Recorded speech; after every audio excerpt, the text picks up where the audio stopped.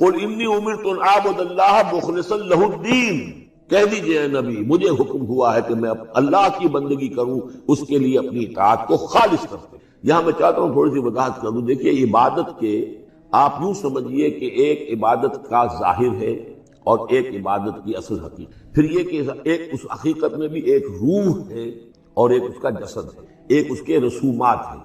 رسم کہتے ہیں کسی شے کی ظاہری شکل، عبادت کی رسم جس کو مراسم عبادت کہتے ہیں۔ یہ مراسم عبودیت کیا ہے؟ جس کی آپ عبادت کرتے ہیں، اس کے سامنے جھکتے ہیں، اس کے سامنے ادب کے ساتھ کھڑے رہتے ہیں، اس کے کچھ حمد کے ترانے گاتے ہیں، اس کے سامنے سجدہ کرتے ہیں، ان کو ہم کہیں گے مراسم عبودیت۔ رسم کہتے ہیں کسی چیز کی ظاہری شکل، یہ حروف ہے اور یہ رسم جو ہے رسم الخط۔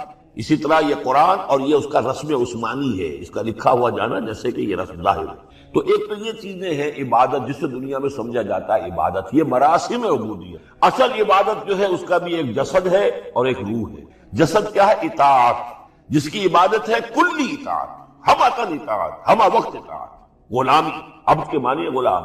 چنانچہ یہ دو دفعہ ہم پڑھ چکے ہیں کہ فرعون نے کہا تھا بنی اسرائیل کے بارے میں قومہما لنا عابدون، یہ جو ہارون اور موسیٰ کی قوم ہے وہ تو ہماری غلام قوم ہے۔ اور ظاہر بات ہے وہ پرستش نہیں کرتے تھے، وہ قبطیوں کو پوجتے نہیں تھے، وہ ان کی نماز نہیں پڑھتے تھے، وہ ان کو سجدہ نہیں کرتے تھے معاذ اللہ۔ لیکن غلامی جو ہے اصل شے، اطاعت یہ تو اصل جسم ہے۔ اصل عبادت کا جو ہے جسم، جسد جو ہے وہ ہے اطاعت۔ لیکن جو چیز اس اطاعت کو غلامی سے آگے بڑھ کر عبادت بنا دیتی ہے وہ اس کی روح ہے، روح محبت۔ جس ہستی کی اطاعت محبت کے ساتھ کی جائے گی وہ عبادت ہے۔ ایک جبراً اطاعت کی جا رہی ہے۔ اب جیسے کہ انگریز کی ہم اطاعت کرنے پر مجبور تھے، ہم اطاعت کر رہے تھے، عبادت نہیں کر رہے تھے لیکن اطاعت کر رہے ہیں۔ لیکن کسی کی محبت کے جذبے سے سرشار ہو کر اطاعت کی جائے گی تو وہ عبادت ہے۔ تو اللہ کی عبادت کے لیے جو بھی ڈیفینیشن اس کی امام ابن تیمیہ اور حافظ ابن قیم استاد اور شاگرد دونوں کی ہے وہ یہ ہے کہ اس کے دو اجزاء ہیں۔ العبادت تجمع اصلین، غایت الحب مع غایت الذل والخضوع، کہ دو چیزوں کو جمع کرنے سے اللہ کی عبادت جو ہے وجود میں آتی ہے۔ حد درجے کی محبت اللہ کے ساتھ اور حد درجے میں اللہ کے سامنے اپنے آپ کو بچھا دینا، مطیع اور منقاد ہونا۔ اچھا یہ تو ہے اصل عبادت، لیکن اس کے لیے جو رسم ہے وہ کیا ہے؟ کبھی کبھی کھڑے ہو کر کبھی سلیوٹ کر لینا ہے، کبھی ہاتھ جوڑ دینا ہے۔ اب ہندوؤں کے ہاں ہاتھ جوڑنا ہے، یہ ان کے ہاں کی رسم ہے۔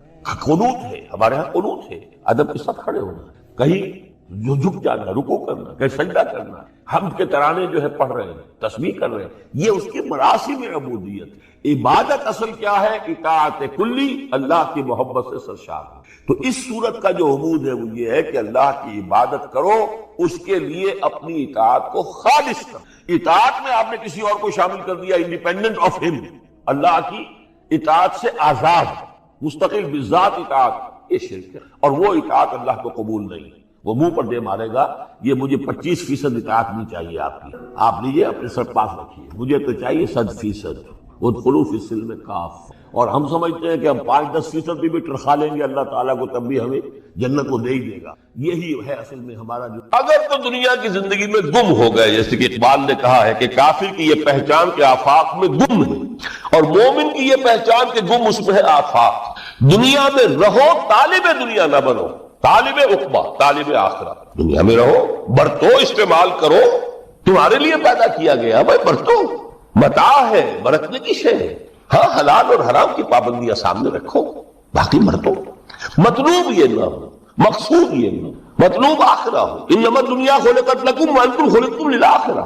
منزل وہ رہے، مستحضر رہے، سامنے رہے کہ میں تو اجنبی ہوں، یہاں یہ میرا وطن نہیں ہے۔ الدنیا سجن المومن و جنت الکافر، جیسے کسی پرندے کو کسی پنجرے میں بند کر دیا گیا ہو، اس طرح ہمیں اس دنیا میں بھیج دیا گیا، اللہ کی مرضی اس نے بھیجا ہے۔ جب تک وہ چاہتا رہے گا یہاں، لیکن ہمارا دل یہاں نہیں لگے گا۔ بازار سے گزرا ہوں، خریدار نہیں ہوں، طالب دنیا نہیں، تب تو یہ کوئی دھوکے کا سودا نہیں، وطن نہیں، بالکل نہیں۔ حضور نے خود فرمایا مجھے تمہاری دنیا میں سے فلاں فلاں چیزیں بہت پسند ہیں، اور کس قدر ریئلسٹک ہیں۔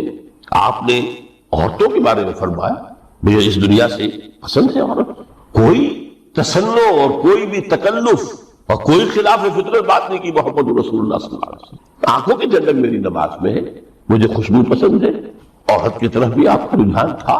قرآن مجید میں آتا ہے اے نبی اب اب کوئی اور نکاح آپ نہیں کریں گے. وَلَوْ أَعْجَبَتْكَ حُسْنُهُنَّ، چاہے ان کا حسن جو ہے وہ آپ کو اچھا لگے، اب اجازت نہیں ہے مزید، بس فل اسٹاپ، جتنے نکاح ہو چکے. یہ دنیا کو حضور نے صلی اللہ علیہ وسلم دنیا پر سوار رہو، دنیا کو اپنے اوپر سوار نہ ہونے دو، بس بات سے رکھیے. کافر کی یہ پہچان کہ آفاق میں گم ہے. اسی لیے سورہ کہف کا ایک مرکزی مضمون ہے، پہلے رکوع میں بات آتی ہے اِنَّا جَعَلْنَا مَا عَلَى الْأَرْضِ زِینَةً لَهَا لِنَبْلُوَهُمْ أَيُّهُمْ أَحْسَنُ عَمَلًا. ہم نے اس دنیا پر جو کچھ ہے، اسکائی اسکریپرز بن گئے ہمارے زمانے میں، اور یہ شاندار بلڈنگز ہیں، اور یہ کچھ ہے، ہم نے زینت اور زیبائش اور آرائش بنا دیا ہے تاکہ آزمائیں. انہی کے حسن کے شکار ہو جاتے ہو اور ان کے پرستار بن کر رہ جاتے ہو. رخ روشن کے آگے شمع رکھ کر وہ یہ کہتے ہیں ادھر جاتا ہے دیکھیں یا ادھر پروانہ آتا ہے. پھر بھی اللہ ہی کے عاشق بنے رہو، اللہ ہی سے محبت کرو تو کامیاب ہو گئے. دنیا کو برتو. اگر دنیا یہ عروس ہزار داماد جو ہے اگر کہیں یہ محبوبہ بن گئی تو ختم. اچھا دیکھیے اس سورہ حدید میں اب یہ دنیا کی حقیقت کو اس طرح بیان کر کے دو نتیجے جو اس سے نکلتے ہیں ان کو الگ الگ بیان کر دیا. ایک نتیجہ جو میں بیان کر چکا، رہبانیت، ترک دنیا، اس کی نفی کرتے ہوئے فرمایا وَلَقَدْ أَرْسَلْنَا نُوحًا وَإِبْرَاهِيمَ وَجَعَلْنَا فِي ذُرِّيَّتِهِمَا النُّبُوَّةَ وَالْكِتَابَ فَمِنْهُمْ مُهْتَدٍ وَكَثِيرٌ مِّنْهُمْ فَاسِقُونَ ثُمَّ قَفَّيْنَا عَلَىٰ آثَارِهِمْ بِرُسُلِنَا وَقَفَّيْنَا بِعِيسَى ابْنِ مَرْيَمَ وَآتَيْنَاهُ الْإِنجِيلَ وَجَعَلْنَا فِي قُلُوبِ الَّذِينَ اتَّبَعُوهُ رَأْفَةً وَرَحْمَةً وَرَهْبَانِيَّةً ابْتَدَعُوهَا مَا كَتَبْنَاهَا عَلَيْهِمْ. اصل مضمون یہ تھا جس کے لیے تمہید اتنی لمبی باندھی. ہم نے نوح کو بھیجا، ابراہیم کو بھیجا، ان کی اولاد میں ہی نبوت اور کتاب رکھ دی. پھر ان کے نقش قدم پر ہم نے اٹھایا عیسیٰ ابن مریم کو، انہیں انجیل دی. اور جو لوگ ان پر ایمان لائے ان کے دلوں میں رحمت اور رافت کے جذبات پیدا کر دی، انسانی ہمدردی. حضرت عیسیٰ کا جو اپنا مزاج تھا، ظاہر بات ہے کہ آپ کے حواریین اور آپ پر ایمان لانے والوں میں اسی کا ایک عکس پیدا ہونا، لہذا وہ ایک خاص کیفیت. لیکن فرمایا ایک شے کیوں انہوں نے بدعت کے طور پر ایجاد کر دیا، وَرَهْبَانِيَّةً ابْتَدَعُوهَا مَا كَتَبْنَاهَا عَلَيْهِمْ. رہبانیت کی انہوں نے بدعت ایجاد کر دی، یہ انہوں نے کی ہے، ہم نے یہ ان پر فرض نہیں کی. یہ ہے وہ منفی نتیجہ. گریز، خانقاہوں میں جا کر بیٹھ جاؤ، موناسٹسزم، تجرد کی زندگی گزارو. نتیجہ اس کا کیا نکلتا ہے کہ بظاہر راہب اور راہبائیں رہ رہے ہیں اور اندر جو حرام کاری کے بازار چل رہے ہیں، اور تہخانوں کے اندر حرامی بچوں کی قبروں کی قبرستان بنے. ہسٹری آف کرسچین موناسٹسزم پر کتابیں پڑھ لیجیے، خود انہوں نے اپنے سارے جو ہیں بخیے اجیڑ کر خود رکھ دیے. یہ رہبانیت کے اسلام کا راستہ نہیں ہے. احادیث کے حوالے سے میں آپ کے سامنے پہلے بیان کر چکا ہوں. میں بعد میں تھوڑا سا عرض کروں گا کہ ہمارے ہاں بھی یہ رسم کیوں آئی اور کیسے آئی. الحمدللہ اس درجے میں نہیں آئی جس درجے میں کہ کرسچینٹی میں آئی ہے، الحمدللہ ثم الحمدللہ، لیکن کسی درجے میں اگر آئی ہے تو کیوں آئی ہے یہ میں بعد میں عرض کروں گا. لیکن اس کا مل حیات الدنیا الا متاع الغرور کا دوسرا نتیجہ کیا ہے؟ پہلا نتیجہ تھا گریز کا، پسپائی کا، فرار کا، معاشرے سے نکل بھاگنے کا، تاکہ معاشرے میں اشرار کھل کھیلیں جو چاہے کریں. ایک راستہ یہ ہے، ترک دنیا کے معنی ہے ترک لذات دنیا، آسائشوں کو ترک کرنا، سختیاں جھیلنا. کس لیے؟ تاکہ دنیا سے ظلم کا خاتمہ، باطل کا تختہ الٹ دیا جائے، ظلم کا استیصال. ظاہر بات ہے ظالم آسانی سے ظلم نہیں چھوڑے گا. ایکسپلائٹر وعد و نصیحت سے اپنے ایکسپلائٹیشن سے باز نہیں آئے گا. شاذ ہوتے ہیں اس طبقے کے اندر بھی یقیناً کچھ سلیم الفطرت لوگ ہوتے ہیں، جیسے طبقہ اشرافیہ سے تھے حضرت ابو بکر رضی اللہ تعالیٰ عنہ، سلیم الفطرت انسان تھے. وہ کوئی غلاموں کے طبقے سے تو نہیں تھے، کوئی فقراء کے مساکین کے طبقے میں سے نہیں تھے، اونچے طبقے میں سے تھے. عشرہ مبشرہ اکثر و بیشتر اس طبقے سے تھے. لیکن بائی اینڈ لارج وہ جو طبقہ ہوتا ہے، یا تو وہ اپنے جبر اور استبداد کا تخت جو ہے جما کر بیٹھا ہوا لوگوں کی گردنوں کے اوپر، پولیٹیکل ریپریشن ہے، یا اکنامک ایکسپلائٹیشن ہے، استحصال. محنت لوگ کرے، کھائیں گے ہم، عیش ہم کریں گے. محنت کسان کرے جا کے کھیت میں، ہم لے آئیں گے اپنا حصہ اور عیش کر. یا کوئی سوشل ڈسکریمنیشن ہے، یہ اونچا ہے یہ نیچا ہے، یہ تو پیدا ہی ہوا ہے شودر، یہ اس سے نکل ہی نہیں سکتا، اور یہ پیدا ہوا برہمن، یہ تو اونچا ہے. اس تینوں قسم کے ظلم اس کا خاتمہ کرنا، اس کے لیے جدوجہد کی ضرورت، جہاد کی ضرورت، قتال کی ضرورت ہے. اور جہاد و قتال آپ نہیں کر سکتے جب تک کہ لذات دنیاوی سے کنارہ کشی نہ کریں، جب تک کہ اپنی بیلٹ کو ٹائٹ نہ کریں، جب تک کہ اپنی ضروریات زندگی کو کم نہ کریں. ضروریات زندگی کم کریں گے تو تفریغ الاوقات ہوگا، جو تبلیغی بھائیوں کی اصطلاح ہے، بہت اہم ہے. اپنے وقت کو فارغ کر سکیں گے. اس وقت کو فارغ کریں گے تو پھر وہ جد و جہد، وہ محنت، وہ جہاد، اس کے لیے آپ کے پاس وقت ہوگا، اس کو آپ لگا سکیں گے. پھر اس میں جب سخت سے سخت منزلیں آئیں گی تو اس میں میدان میں مقابلہ بھی ہوگا، جان کی بازی بھی کھیلنی پڑے گی. اس میں قید و بند کا وقت بھی آ سکتا ہے. 3 برس تک اگر محمد عربی صلی اللہ علیہ وسلم پورے خاندان بنی ہاشم کے ساتھ بدترین اسیری سمجھ لیجئے شیب بنی ہاشم میں جو رہے، یہاں تو اسیروں کو آپ راشن تو دیتے، کھانا تو دیتے، وہاں تو اصل جو ہے وہ تو دونوں طرف سے گھاٹی کا منہ بند کر دیا گیا تھا. سیل تھی کہ کوئی شے جو ہے وہ جانے نہ پائے گا. 3 برس، جس میں کہ وہ وقت بھی آیا ہے کہ سوکھے ہوئے چمڑے ابال کر ان کا پانی جو ہے بلکتے ہوئے بچے، پھول جیسے بچے بنی ہاشم، ان کی حلق میں ٹپکایا گیا ہے. اور کچھ تھے لوگ، حکیم بن حزام جیسے رضی اللہ تعالیٰ عنہ، بعد میں ایمان بھی لے آئے. حضرت خدیجہ رضی اللہ تعالیٰ عنہ کے چونکہ وہ قریبی رشتہ دار تھے، وہ پہاڑ کو کراس کر کے چوٹی پر سے اتر کر کچھ کبھی کبھی کھانے پینے کی چیز پہنچا دیتے تھے. یہ سارے مراحل آئے. یہ جو ہے یہ مثبت ہے. ترک دنیا وہ نہیں. ترک دنیا سے مراد دنیا کی لذتوں سے، دنیا کی آسائشوں سے، ان سے آدمی اپنے آپ کو پیچھے ہٹائے، ان کو چھوڑے، ان کو ترک کرے، تاکہ اپنا وقت، اپنا مال، اپنی صلاحیتیں صرف کر سکے. کس کام کے لیے؟ اب اس کے لیے دیکھیے آیت نمبر 25 ہے یہ سورہ حدید کی. لَقَدْ أَرْسَلْنَا رُسُلَنَا بِالْبَيِّنَاتِ، ہم نے اپنے رسولوں کو بھیجا واضح چیزوں کے ساتھ. بینہ وہ شے جو خود ظاہر ہو. آفتاب آمد، دلیل آفتاب. جب سورج طلوع ہو گیا وہ خود اپنے وجود پر دلیل ہے، اس کے لیے کسی اور اضافی دلیل کی ضرورت نہیں کہ سورج موجود ہے، وہ تو ہے، سب کو نظر آ رہا ہے. تو بینات سے مراد معجزے بھی ہے، اور وہ تعلیم جو ہے بنیادی دین کی کہ جو فطرت انسانی کی جانی پہچانی ہوئی شے، دونوں پر اس کا اطلاق ہو جائے گا. لقد ارسلنا رسلنا بالبینات وانزلنا معهم الکتاب والمیزان، اور ہم نے ان کے ساتھ کتاب اتاری، میزان اتاری. یہ سب کچھ کس لیے کیا؟ لیقوم الناس بالقسط، تاکہ لوگ عدل پر قائم ہوں. یہ ہے سول آبجیکٹو. یہ نہیں بس ہماری کتاب پڑھ لیا کرے، ختم قرآن ہو گیا، اللہ اللہ دعا مانگ لی، چھٹی. قائم کرو اس کو، وہ میزان عدل نصب کرو، ہر ایک کو وہی تل کر ملے جو اس کا حق ہے، اور ہر ایک سے وہ لیا جائے کہ جو اس کے ذمہ واجب ہے. اگر یہ نہیں تو بابا پھر سب کہانیاں ہیں، شریعت اور دین اور نماز اور روزہ اور حج، کوئی حیثیت. اچھی طرح سن لیجیے میری بات. قرآن مجید میں کہلوایا گیا حضور سے، قل یا اہل الکتاب لستم علی شیء حتی تقیموا التوراۃ والانجیل وما انزل الیکم من ربکم. اے نبی ان سے کہہ دیجئے کتاب والے تمہاری کوئی حیثیت ہی نہیں، ہماری نگاہوں میں تمہارا کوئی مقام ہی نہیں جب تک کہ تم قائم نہیں کرتے تورات کو اور انجیل کو، جو کچھ کے نازل کیا گیا تمہاری طرف، تمہارے رب کی طرف سے. قائم کرو، پھر آؤ ہم سے بات کرو، ہم سے دعا کرو، ورنہ دفع ہو. nothing doing, they don't care for you. لستم علی شیء حتی تقیموا التوراۃ والانجیل وما انزل الیکم من ربکم. اب قانون خداوندی تو بدلتا نہیں ہے، نہ فرام پرسن ٹو پرسن، نہ فرام نیشن ٹو نیشن، نہ فرام امہ ٹو امہ، اٹل ہے. وَلَن تَجِدَ لِسُنَّتِ اللَّهِ تَبْدِيلًا وَلَن تَجِدَ لِسُنَّتِ اللَّهِ تَحْوِيلًا. سنت اللہ تو ایک ہے. اب اس آیت کو ذرا پڑھیے. قُلْ يَا أَهْلَ الْقُرْآنِ لَسْتُمْ عَلَىٰ شَيْءٍ حَتَّىٰ تُقِيمُوا الْقُرْآنَ وَمَا أُنزِلَ إِلَيْكُم مِّن رَّبِّكُم. کہہ دو اے محمد کہ اے قرآن والو تمہاری کوئی حیثیت نہیں ہے ہمارے ساتھ جب تک کہ تم قرآن کو قائم پڑھ لو اور اس کے قرات کے مقابلے منعقد کرا لو اور سونے کے تاروں سے اسے لکھ لو اور اس کو جو چاہو کر لو. کوئی حیثیت نہیں. قائم کرو اس قرآن کو، اس کے نظام کو، اس کے قانون کو، جو حضرت ابوبکر نے فرمایا تھا پہلا خطبہ جو دیا ہے آپ بیعت خلافت کے بعد، تم میں ہر قوی میرے نزدیک ضعیف ہوگا جب تک کہ اس سے حق وصول نہ کر لے، اور ہر ضعیف قوی ہوگا جب تک کہ اسے اس کا حق دلانا.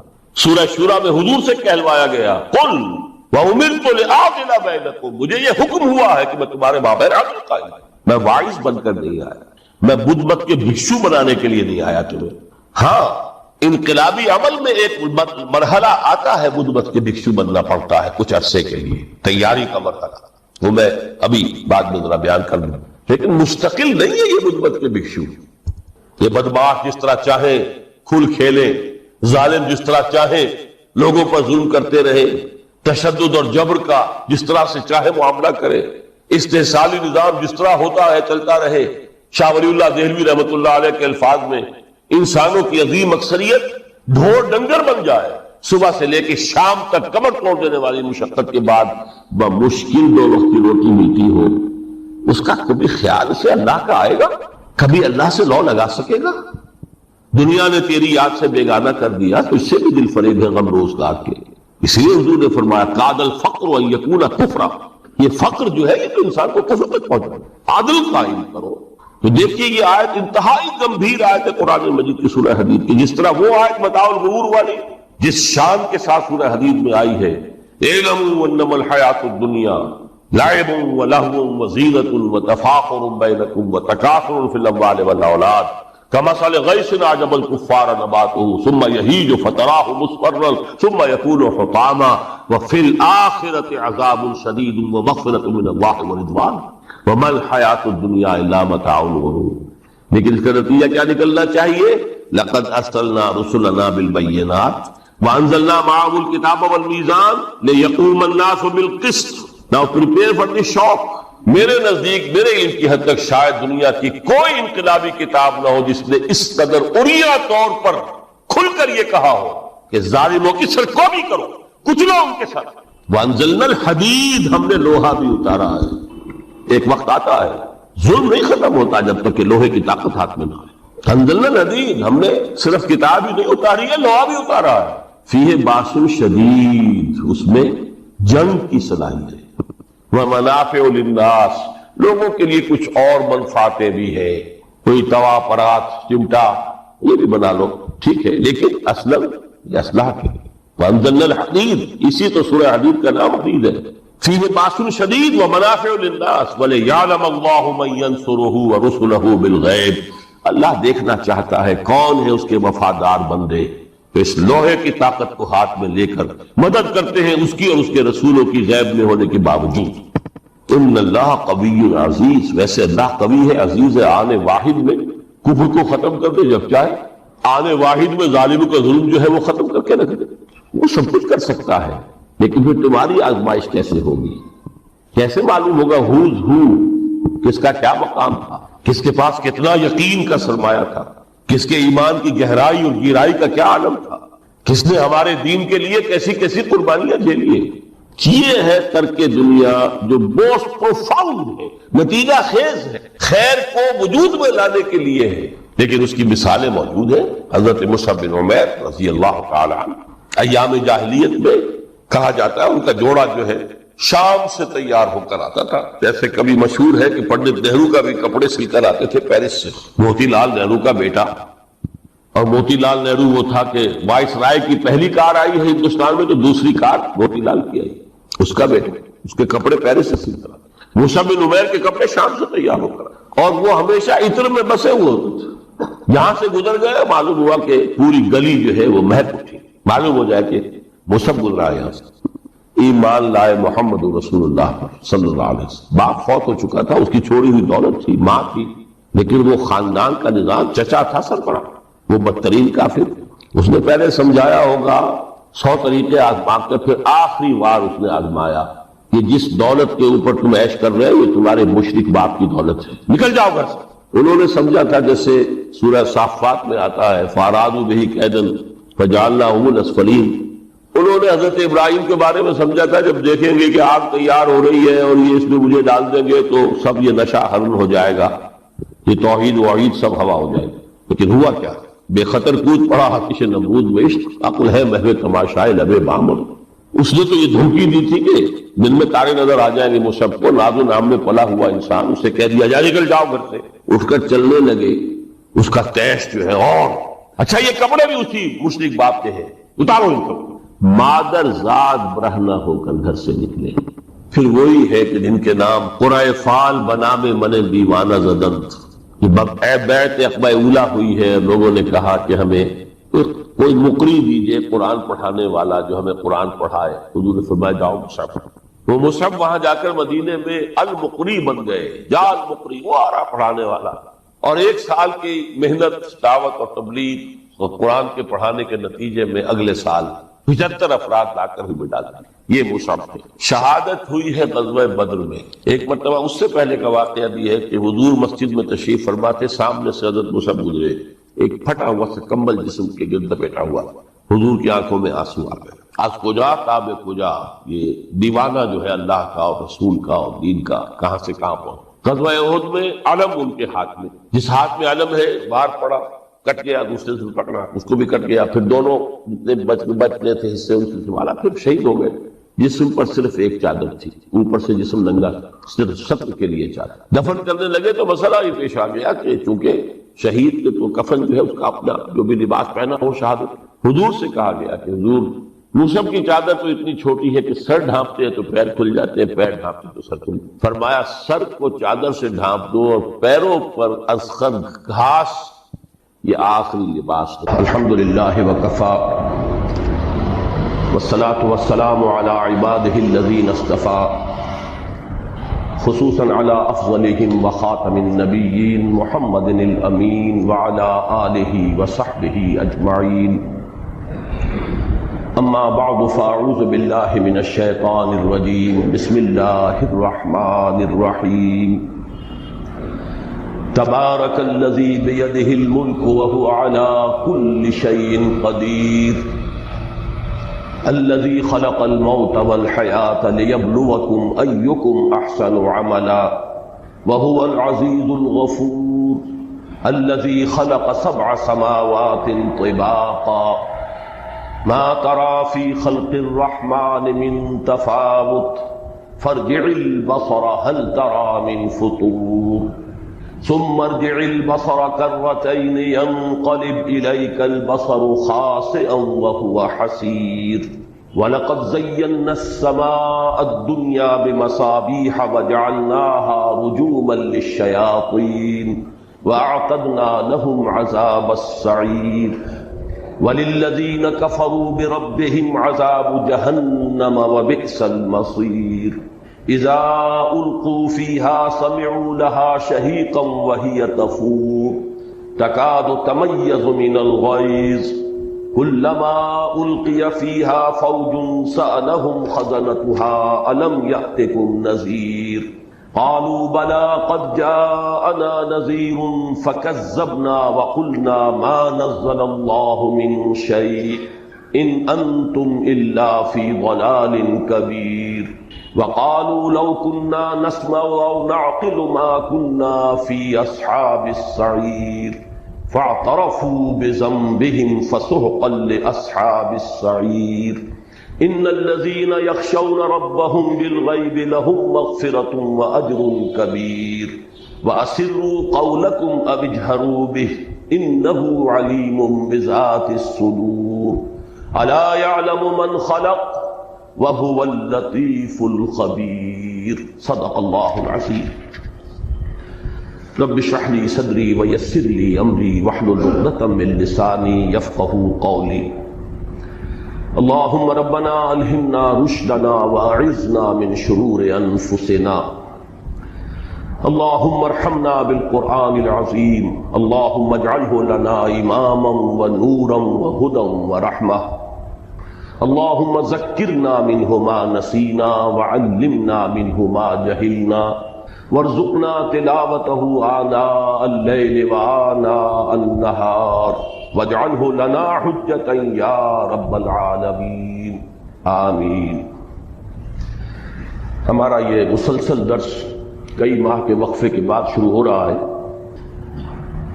اور چونکہ آج مکی اور مدنی سورتوں کے جو 7 گروپ قرآن مجید میں ہیں، ان میں سے آخری اور 7واں گروپ شروع ہو رہا ہے۔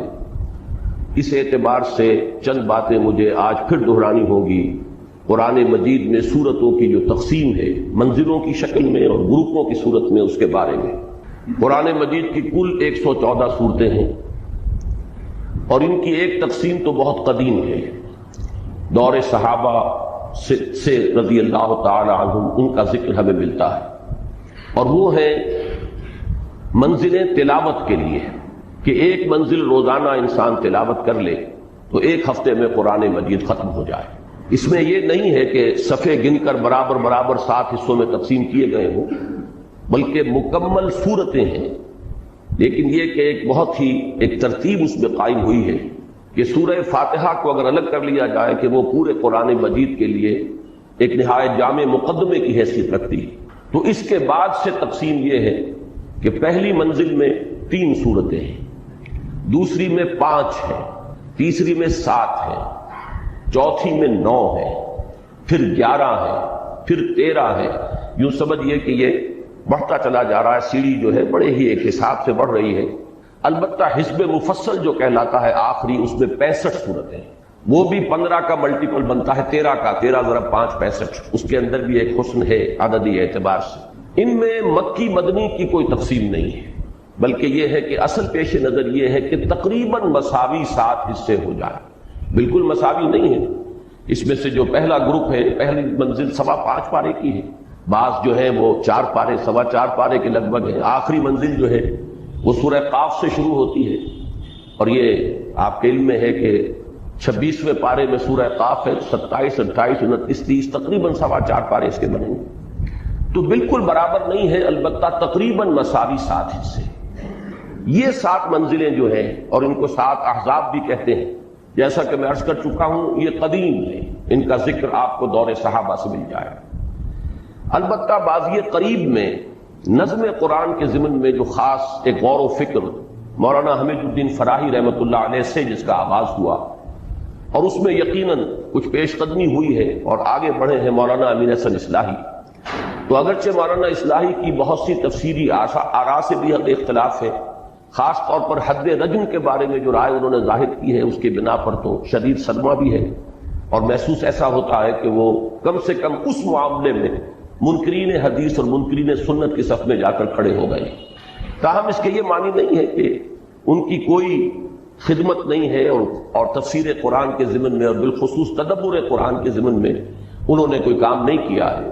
تو مولانا فراہی نے جو نظم قرآن کا تصور پیش کیا اس سے ایک قدم آگے بڑھے ہیں مولانا اصلاحی، اور میرے علم میں نہیں ہے کہ ان سے پہلے کسی نے اس حقیقت کی نشاندہی کی ہو، واللہ عالم، کہ جس طرح قرآن مجید کی یہ 7 منزلیں تلاوت کی ہیں، ایسے ہی 7 گروپ ہیں، اور یہ معنوی تقسیم ہے کہ ان میں سے ہر گروپ کا آغاز ہوتا ہے 1 یا 1 سے زائد مکی صورتوں سے، اور اختتام ہوتا ہے 1 یا 1 سے زائد مدنی صورتوں پر. تو مکیات مدنیات ایک گروپ، پھر مکیات پھر مدنیات دوسرا گروپ، پھر مکی پھر مدنی تیسرا گروپ. اور ان میں ظاہر بات ہے کہ ایک معنوی ربط قائم ہوتا ہے کہ ہر گروپ کا ایک مرکزی مضمون ہے، ایک اس کا عمود ہے. اسی مرکزی مضمون کا، جیسے آپ کہتے ہیں تصویر کے 2 رخ ہوتے ہیں، ایک رخ مکی صورتوں میں آئے گا اسی گروپ کے، اور دوسرا رخ جو ہے اسی گروپ کی مدنی صورتوں میں آئے گا، اور وہ مضمون گویا کہ اس عمود کی حد تک اس گروپ میں مکمل ہو جائے گا. اب میں زیادہ تفصیل میں اس وقت نہیں جا رہا ہوں، صرف یہ بات نوٹ کر لیجئے کہ پہلا اور آخری گروپ جو ہے اس کے مابین ایک عجیب عکسی نسبت ہے، ریسیپروکل ریشو ہے، کہ پہلے گروپ میں مکی صورت صرف ایک سورہ فاتحہ، بہت چھوٹی ہے حجم کے اعتبار سے، اگرچہ معنوی اعتبار سے وہ پورے